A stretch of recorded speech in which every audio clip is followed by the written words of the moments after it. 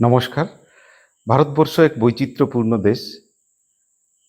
একদিকে উত্তরে হিমালয় আর দক্ষিণে ভারত মহাসাগর, পূর্বে বঙ্গোপসাগর, পশ্চিমে আরব সাগর। তো এই বৈচিত্র্যপূর্ণ ভারতবর্ষকে দেখতে দুই বন্ধু পাঞ্জাব এবং হরিয়ানা তারা বেরিয়ে পড়ল ভারতের উত্তর দিকে।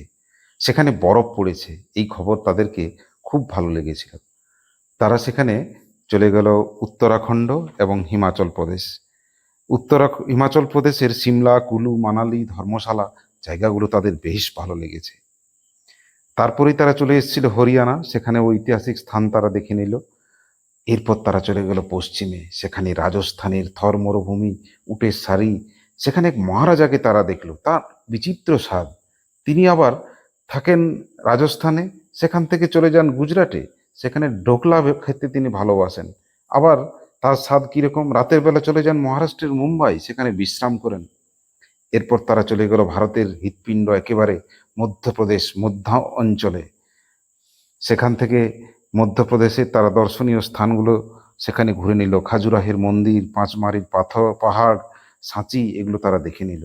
এবং উত্তরপ্রদেশ, সেখানে প্রচুর দর্শনীয় স্থান রয়েছে, বিশেষ করে গঙ্গা নদীর তীরে আরতি দেখা, রাম জন্মভূমি অযোধ্যা, আগ্রার তাজমহল এবং পাশেই ছত্তিশগড় রাজ্য, সেটাও তারা সেখান থেকে ঘুরে নিল। এবার পূর্ব ভারতের দিকে তাদের ভ্রমণ শুরু হচ্ছে। সেখানে তারা প্রথমে আমাদের রাজ্য পশ্চিমবঙ্গ এসেছিল, সেখানে দার্জিলিং, দীঘার সমুদ্র সৈকত, কলকাতা শহরের ভিক্টোরিয়া মেমোরিয়াল দেখলো। পুরুলিয়া এসে অযোধ্যা পাহাড় দেখে তাদের খুব ভালো লেগেছে। চলে গেলো সেখান থেকে বিহারে, বিহারের বুদ্ধগয়া, নালন্দা, পাটনা, যার প্রাচীন নাম ছিল পাটলিপুত্র, সেগুলো দেখে নিল। আর ঝাড়খণ্ড এসে তারা অভিভূত হয়ে গেল, হুড্রু ফলস, জোনা ফলস, দশম ফলস, রাজরাপ্পা মন্দির, নেতারহাট, এগুলো তারা দেখলো। এবং উড়িষ্যায় এসে তারা আরও তাদের ভালো লেগেছিল। উড়িষ্যাতে পুরীর জগন্নাথ মন্দির, কোণারকের সূর্য মন্দির তারা দর্শন করলো। এবং ভারত উত্তর দিকে কিছুটা গিয়ে সিকিম রাজ্যে, সেখানে তারা লাচুং, ঝাঙ্গুলেক, সেখানে গ্যাংটক, তাদের রাজধানী নাথুলা পাস, এগুলো তারা দেখেছিল। এবং তারপরে তারা চলে গেল সিকিম দেখেই ভারতবর্ষের সেই সাত বোন, সেভেন সিস্টার্স অফ, যাদেরকে বলা হয়, অরুণ নাগমণি নিয়ে আহ, মজার ট্রিপে যেখানে গিয়েছিল। অরুণাচল প্রদেশ, সেখান থেকে নাগাল্যান্ড, সেখান থেকে মণিপুর, মণিপুর থেকে মিজোরাম, মিজোরাম হয়ে ত্রিপুরা, সেখান থেকে মেঘালয় হয়ে তারা চলে গেল আসাম, আসাম রাজ্যে।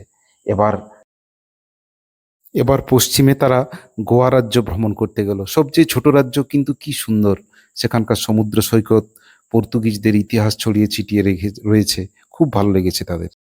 কর্ণাটক এসে তারা মহীশূরের রাজপ্রাসাদ, সেই হাম্পির ধ্বংসাবশেষ এবং বেঙ্গালুরু, প্রযুক্তিতে কতটা এগিয়ে এই শহরটা, তাদের ভালো লেগেছিল।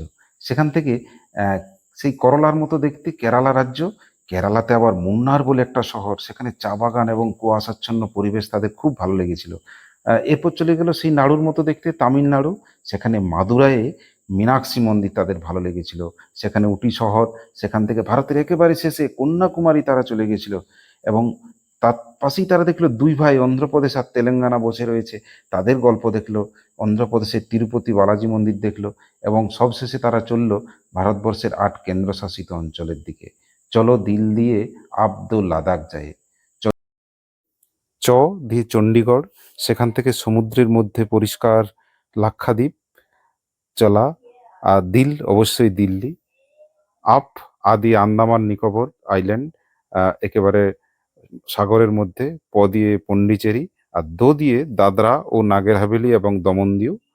আর সেখান থেকে তারা চলে গেল বৌদ্ধ ভিক্ষুর সাথে দেখা করতে লাদাখ অঞ্চল। লাদাখ থেকে আরো উপরে তারা পৌঁছে গেল ভারতবর্ষের সবচেয়ে সুন্দর ভূস্বর্গ বলা হয় সেই জম্মু কাশ্মীরে। তো এইভাবে তারা ভারতবর্ষ ভ্রমণ, দুই বন্ধুর খুব ভালো লেগেছে। এখানকার বৈচিত্র্যপূর্ণ পরিবেশ, মানুষের একসাথে থাকা, সব ধর্ম মিলেমিশে থাকা, এগুলো মিলেমিশে এখানকার কৃষি, মানুষের থাকা, এখানকার সংস্কৃতি, তারা খুব ভালোভাবে উপভোগ করেছে। নমস্কার, সকলকে ধন্যবাদ, ভালো থাকবেন।